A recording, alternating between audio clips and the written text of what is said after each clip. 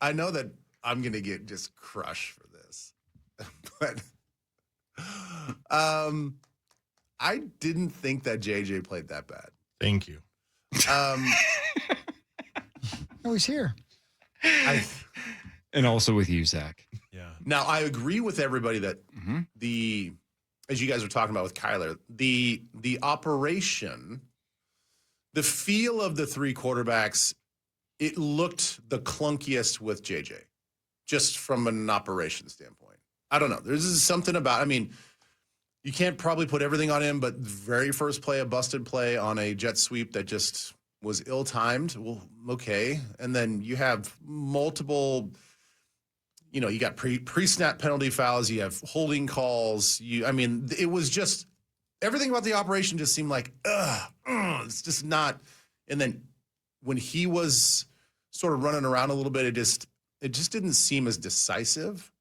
But look, that throw that he had to Myles Price was kind of nice. I mean, he had to elude some pressure, on some vertical pressure. I think that he could have stayed in there a little tougher, kind of pulled his feet out a little bit too early, I think. Still got the ball there. He got there with some velocity and accuracy. That back shoulder throw that he had to Ty Felton should have been caught. I mean, if you add that stat into that whole thing, and they march down the field, and that changes the course of that series, I think you look at his play a little differently. The sack that he took, Xavier Scott just did not block that blitzing linebacker, and he got pushed right back into the lap of JJ McCarthy when he was at the top of his drop. I mean, that happens to every quarterback. It just looks sort of flailing and panicked when he does get hit and he starts to run away. So I think from visually, it just doesn't look the same as it did with the other two. But can't we go back a week or two and say that everybody that was predicting this part of the, quote, quarterback battle was correct, right? That if you don't name a starter before preseason game number one, how do you get a fair two-half comparison if Kyler plays the first half and JJ plays the second half and one of them gets the first team and the other one gets the second? That's not a fair competition anyway. So for the people that were projecting and predicting, like, why don't we just wrap this up before preseason game number one? I think that's why, right? It just wouldn't have been fair if that's how it'd play it out. I think if it was a true competition, it really was, hey, man, we don't really know. Each guy's going to have to earn this spot. Then I think that we could have went into at least game number one and said, we're going to give a smattering of first and second team reps to either one. And then we'll try to assess. We'll put that into the equation along with all the practices that we've had. But I think everybody understands that this was pretty much tilted towards Kyler the second that he started. So I'm cool with the fact that obviously it seems like right now they made the absolute right decision in naming the quarterback early before the game starts and then just going through their normal process of preseason. So sounds like you were listening when you were driving in. Help me out with the question we were talking about 30, 40 minutes ago. Of like, if Kyler is a, whatever it is, 7 or 8 year vet, he's 29 years old.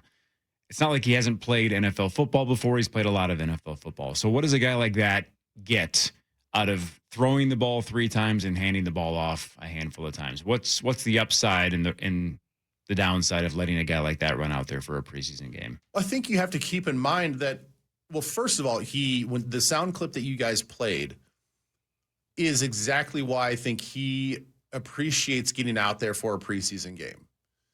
It's whether he's playing or not, he's still going to travel. He's still going to go through the mechanics of all that stuff. So that's fine. That's like kind of a moot point. May I play it again real quick, Ben? Go ahead. Reality really is kind of setting in. I talked to my family this weekend and just how everything, spending 7 years in one spot.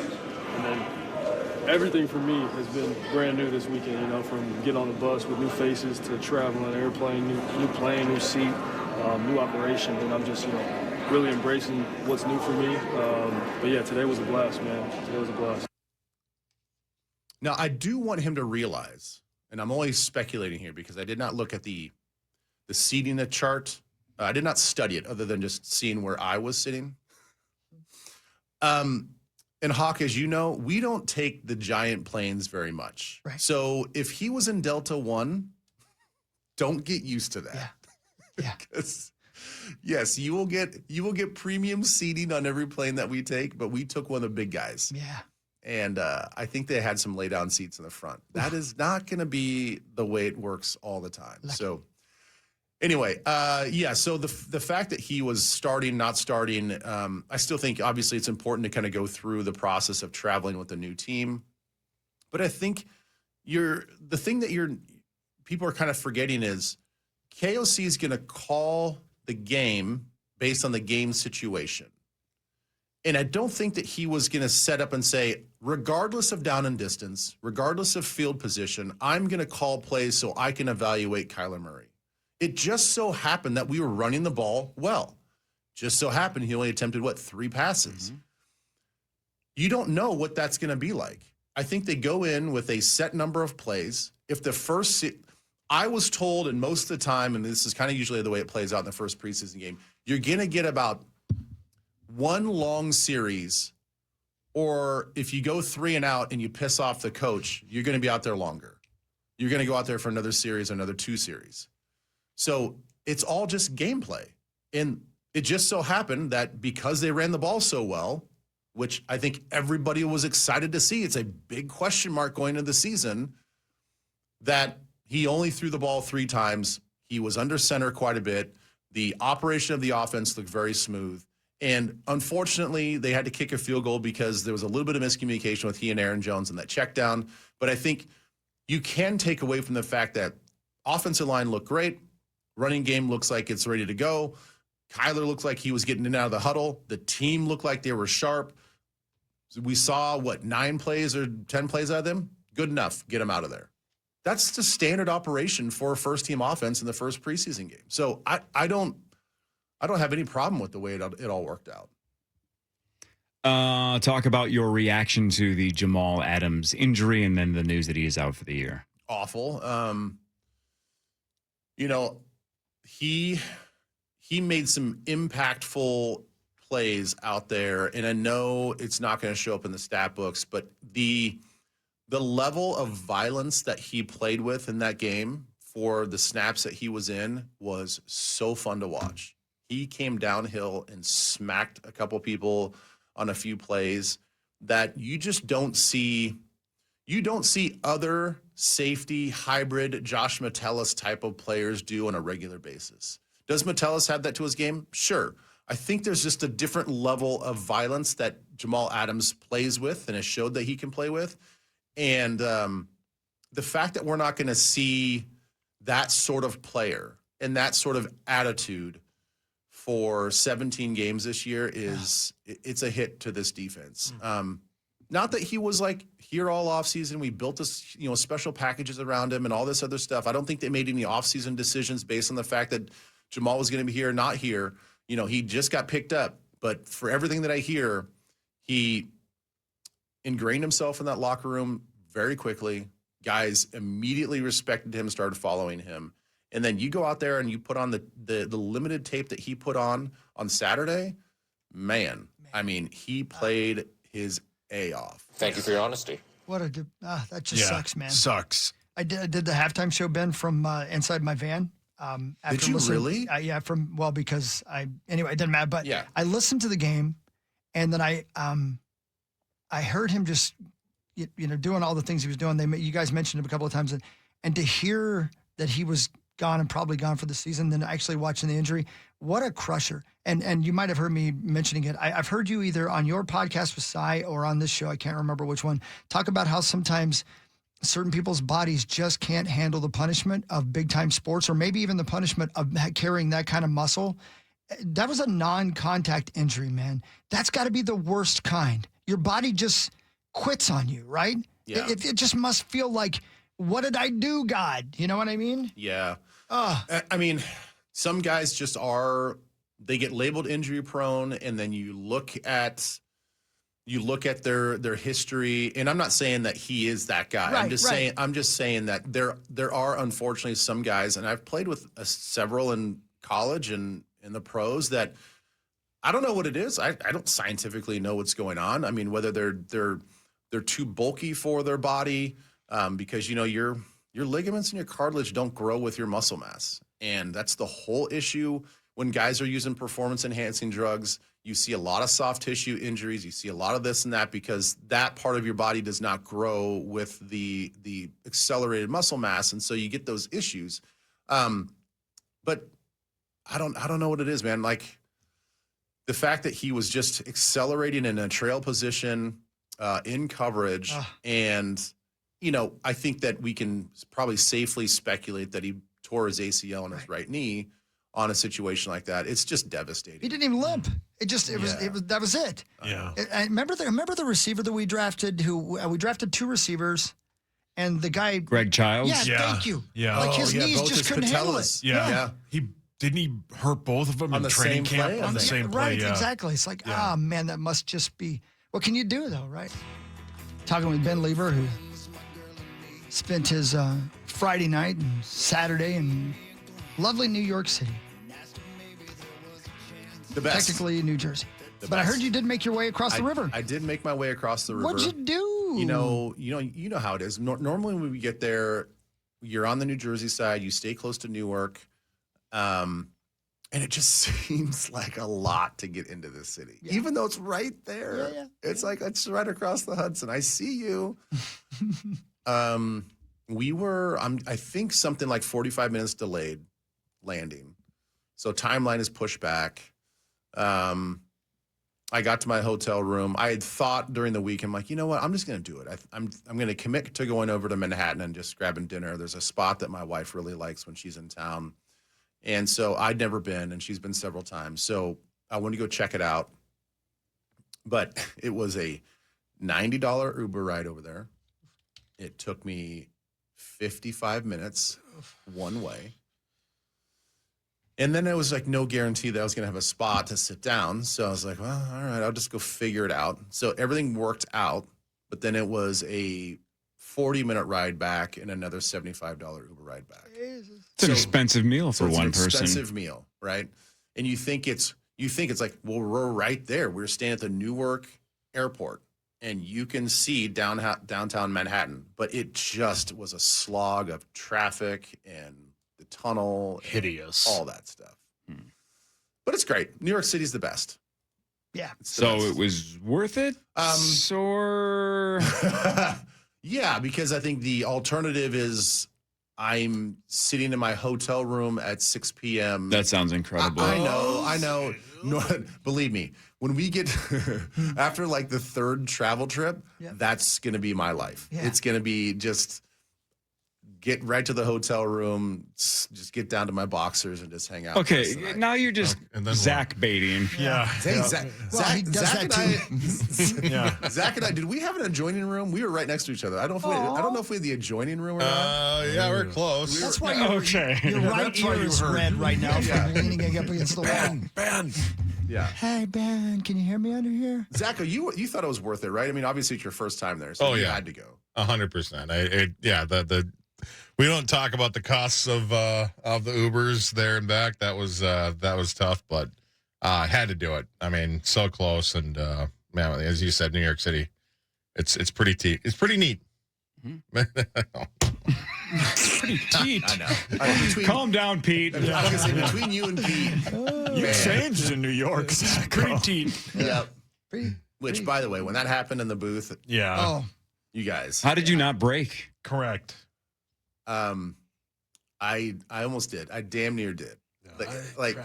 I just stared forward, and I was thinking to myself, hopefully PA did not hear that.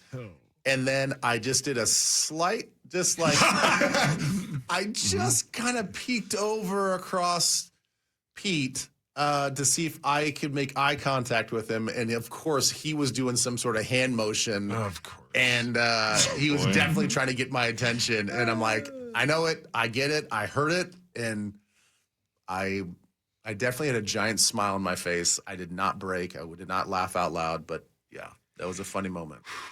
yeah. Well, it's a clock is the word he was trying Yep, to say. it We was are all right, 5 letters. Sure, yep, all absolutely. 5 That's letters. right. You are correct. Ben Leber, my unbelievable. I can't believe this is happening. It should be a bigger deal. I don't know anything about the position or how to do anything. I've never played the game.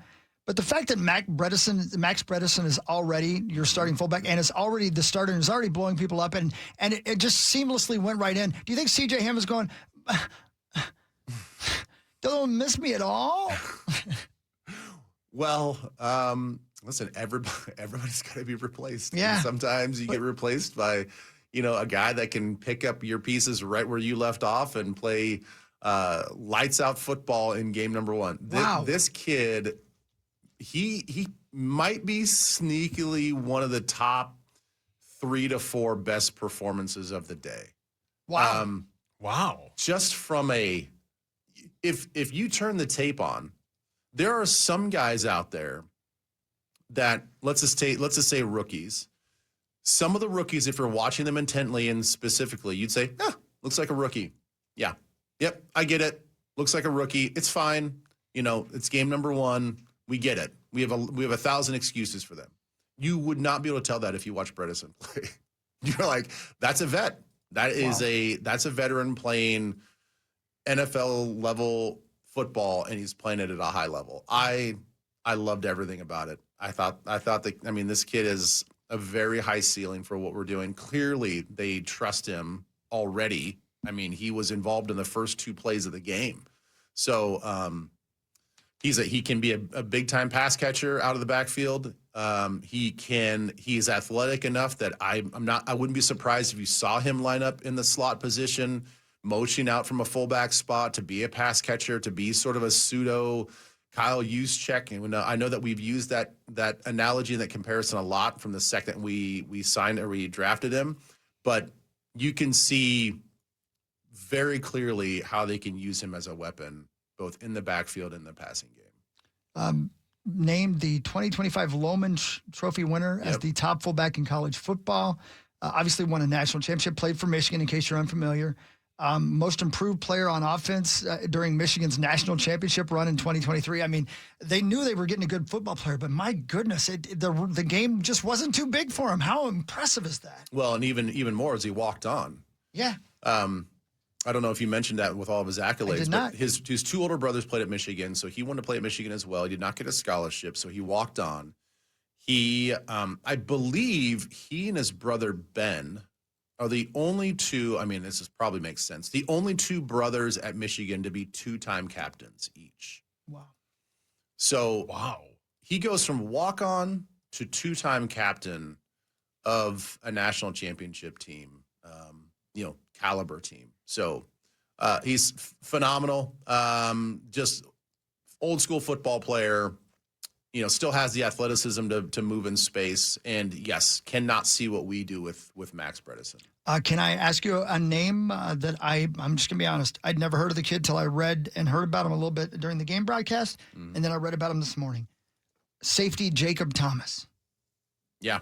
Apparently this kid popped on Saturday. The kid that had the interception. Yeah, but even more so than that, Alec was just talking about they've been impressed with him. Do you know much about the kid? I don't know much about I think he was undrafted. You talking about Jacob Roberts?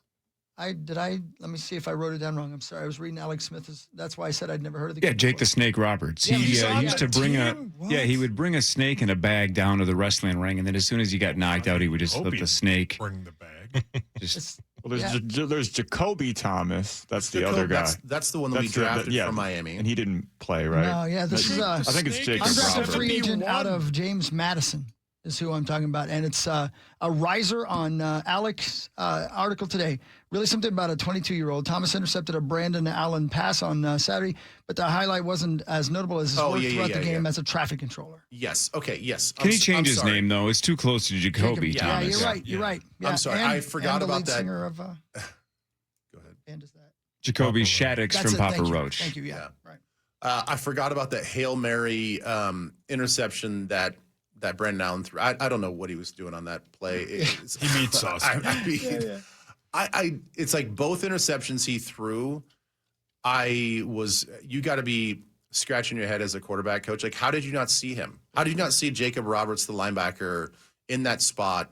And you threw it right to him as a linebacker. And then you throw a moonshot down the left sideline, and you did not see the too high safety just sitting there and made an easy transition from where he was to the football.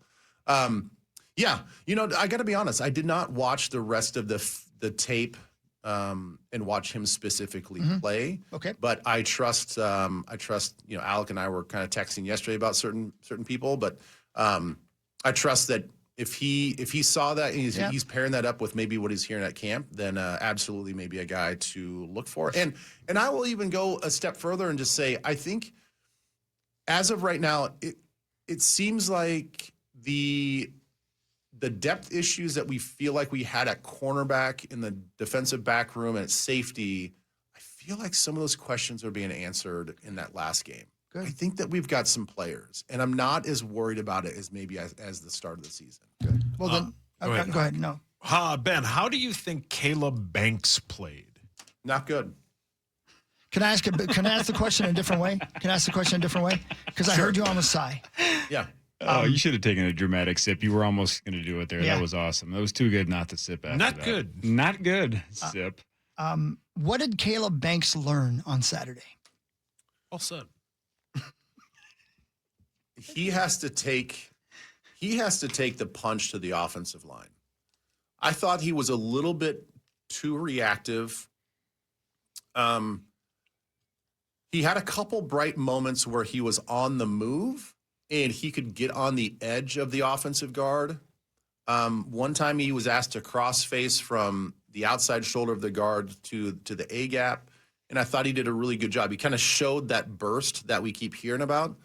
But when he was just lined up and just had to just take on the guard, and then oftentimes, I mean, it's crappy work, I understand, but he's going to get double teamed, and teams are going to double team you. Every defensive lineman has to go through it. He got double teamed a couple times, and there was a brief lack of awareness that the double team was coming. He did not play with the technique that you're supposed to use when you get double teamed. He did not get any lower. He did not drop a knee. I think that he was in this college football mode where I'm 6'6", I'm 330 pounds. I can muscle my way through this and around this, and I'm skilled enough with my length that I can defeat this single blocker double team. I think that he's quickly going to realize you cannot do that in the NFL. There just aren't guys. I mean, look at Brock Lesnar. We got so much talk about him in the last couple of weeks. I mean, he's an ultra powerful guy, and he learned real quick, if you don't play with leverage in the NFL, you're going to get your butt kicked. And every guy goes through it, and I'm not worried about it, not at all. I mean, it is the first game in a long time for him. He hasn't seen the speed of the game. I think the conditioning was a little bit of a factor. Once he starts to learn that he has to take the fight to the offensive line, and he's got to play a little bit more on the edge of these players. You can't just run down the middle of a 320-pound offensive guard. It's just not going to work. They're too skilled. They're too talented. They play with good technique. They're going to anchor down. You got to make quicker decisions. You got to play with lower pad level, and you just got to bring it with a little bit more tenacity every single snap. And I think he's going to get there, but whoa, what a learning moment it was for him on Saturday.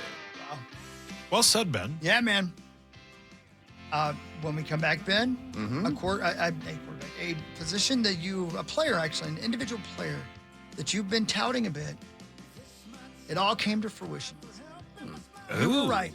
You were right, and everybody else was wrong, Ben. Don't say that. I'm going to say that after one preseason. You were right. Congratulations. I was wrong. You've done You're it. good looking. I'm not attractive. Ben, everybody's been saying Ty Felton this, Ty Felton that, and you've been saying don't sleep on Myles Price, and there he was. Well done. Yeah. I was thinking, I'm like, during the break, I'm like, who's he going to hit me with? That's what I was talking about. I'm not even sure who you're talking about. But, yeah, very excited for Myles Price.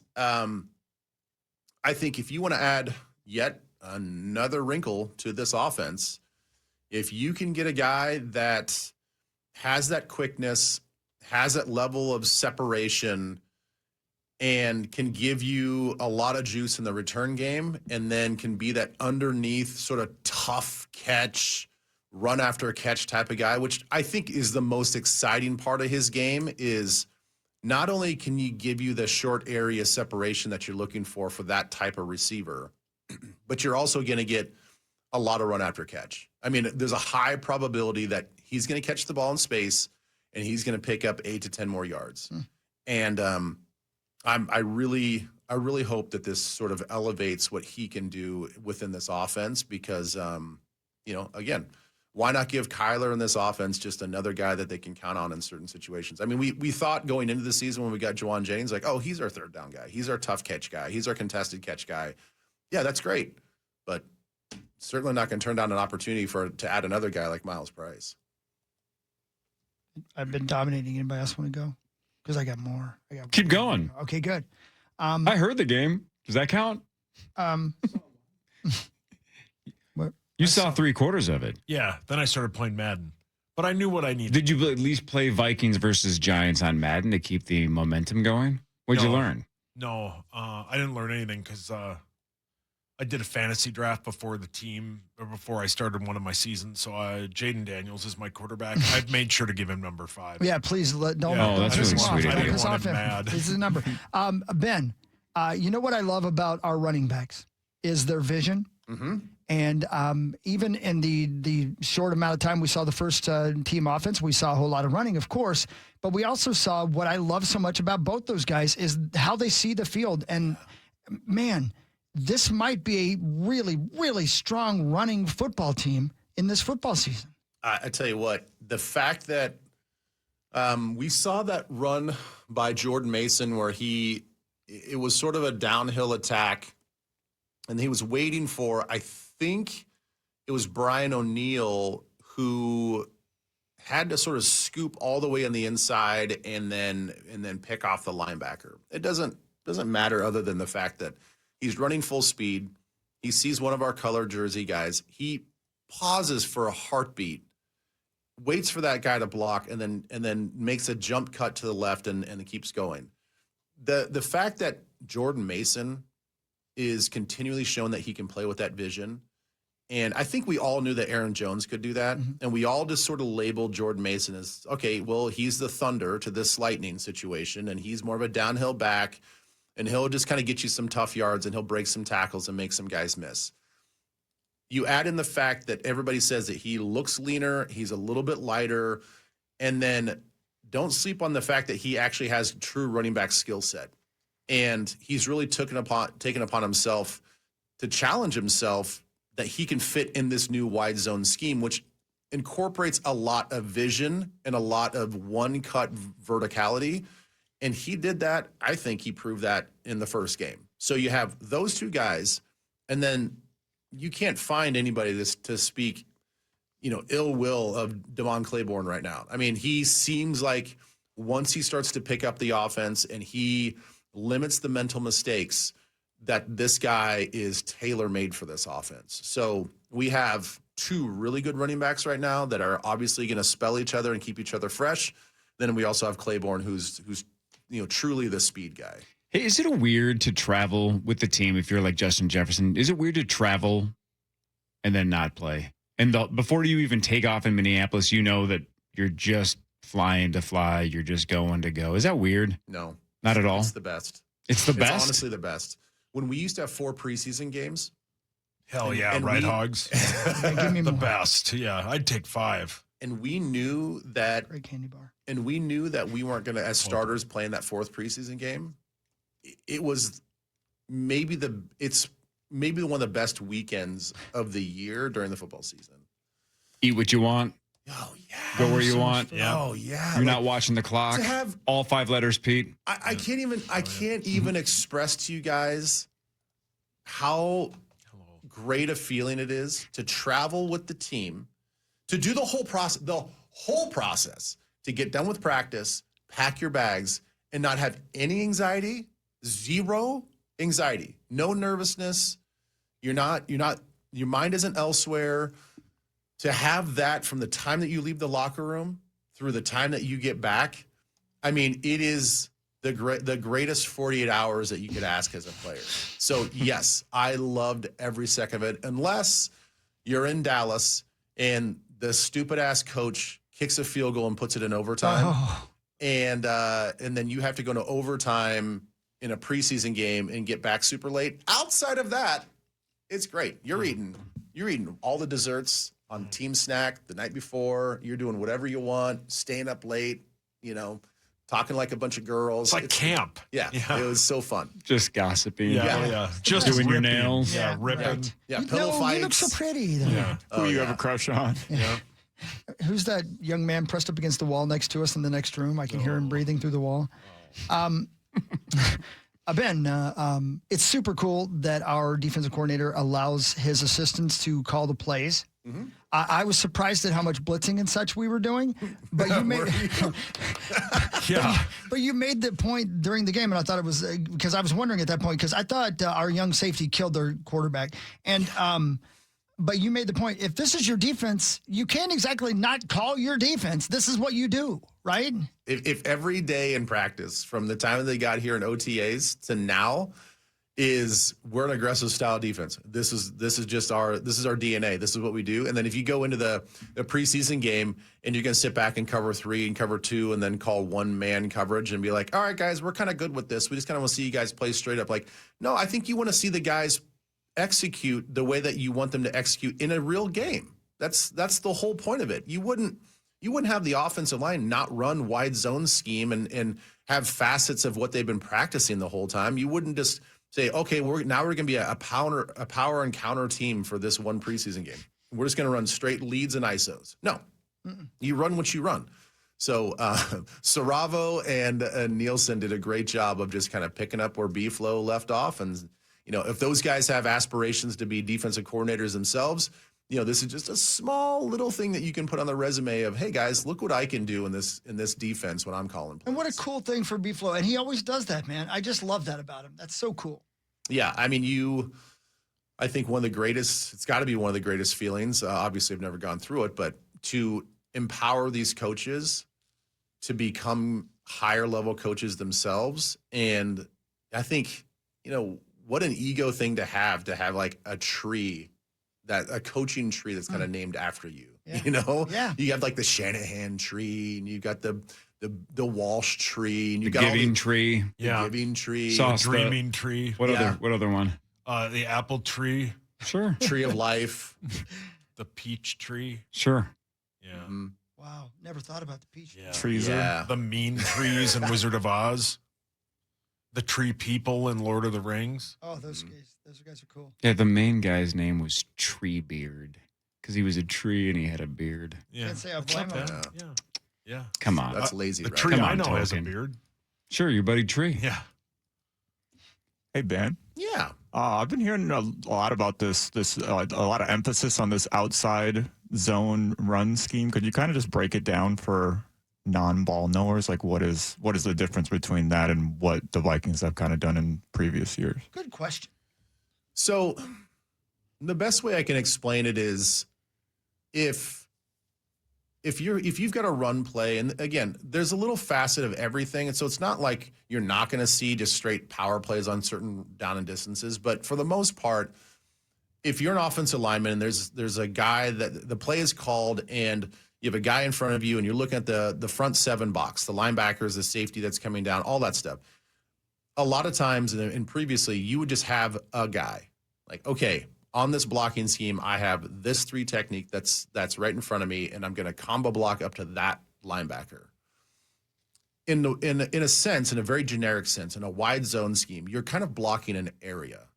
So you're taking a little bit of the thinking out of it. It allows you to play a little bit faster, and you just know that, okay, my landmark on the snap of the ball is going to be this 45-degree release. I might put my hand on this guy's hip, and I'm going to bounce up to the second level, and I'm just going to hit whatever linebacker or safety that comes in that area, and I'm going to play with that blocking leverage. And the beauty of that, again, is you can play faster. You don't have to just look for a number and say, I have to block number 54, or I have to block this safety that's coming down to the box. And then the wide zone scheme part of it is you create creases and seams. So when you thin everything out and you go horizontal, as a defensive player, it now puts you in a little bit of a bind, because do you have to match that gap? Because to be gap sound, I have the A gap or I have the B gap. If that gap moves, I have to move correspondingly with that gap. So if that gap now is going very wide, what is your path to get to that gap so you can be gap sound? Because everybody has an assignment. And if you're running at a 45-degree angle and the guy, like, pick any offensive lineman, just takes you and pushes you by, well, guess what? You just opened up another seam. So now you might be in the B gap, but your B gap now became 5 yards because you got pushed out of that gap. So now it gives the running back an opportunity to find a seam, find some green grass, and hit a multitude of different seams within the run scheme. And that's why we were talking about with guys playing with vision. If the front side landmark is clogged, well, if everybody on the back side of the offensive line is doing their job, they should be able to create a seam or two for you to hit it. It may not be for a home run, but you go from a 0 play or a negative play into, a 4 or 5 yard gain. Got it. Yeah. That's complex. And Yeah, again, man. And it's about the vision, man. And Yeah. it's not perfect because everybody would be running it if it was like, oh, well, then everybody should do this. Right. I mean, it still takes athletic linemen. It still takes, very heads-up linemen because things change. And it takes certain running backs. It's just like running the 3-4 defense. When it works, it works. If you have the dogs to do it and you have the outside linebackers and the defensive tackles that are bigger and stronger to run it, well, then it's fantastic. But you just can't implement these things without having the right personnel. So it still takes the right people.